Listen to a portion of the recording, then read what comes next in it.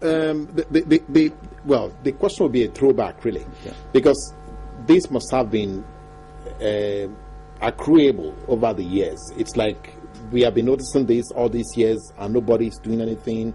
Everybody's shifting grounds. Okay, go and gain some experience, and then come back and all that.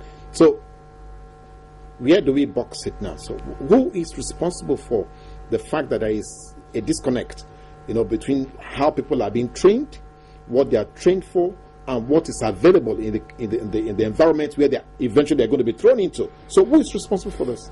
I think two things went wrong. One is, okay, for instance, the United Nations recommends that educational spending of any budget should be at least 26%.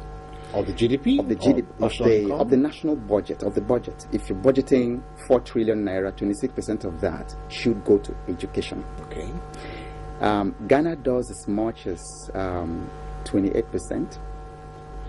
And there's no doubt that every year we send our children over to Ghana. Ghanaian parents spend every year about 60 billion naira to pay school fees of children in Ghana.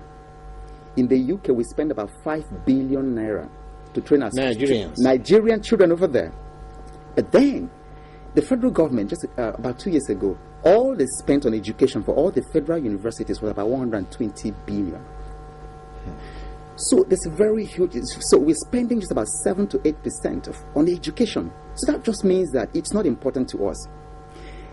Then the second thing is that progressively, like when we went to public schools, I went to Federal Government College, OGBO, and those schools were fantastic. Our teachers were happy. They were given the kind of respect that the profession deserved. They worked happily. And my parents were teachers. I was raised by parents who were teachers. And so things were okay, but then progressively,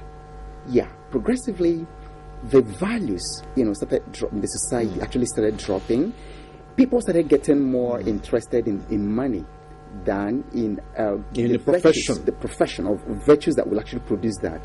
Now, our secondary schools started getting down, and then there was a rise of private schools. So education became commercialized.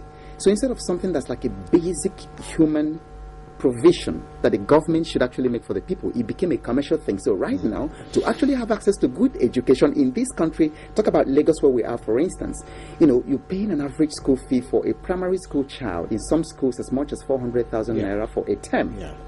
How many people can afford that? So the public schools are way down there, private schools are way up there, and people can't. So there's been a lot of disconnect in the policy formation and then the political will to actually say, look, education is key. Because that's the only way that nation is built. That's the only way you can transfer knowledge, virtue, values from one generation to the other. So there's that disconnect. And that's part of what we're having the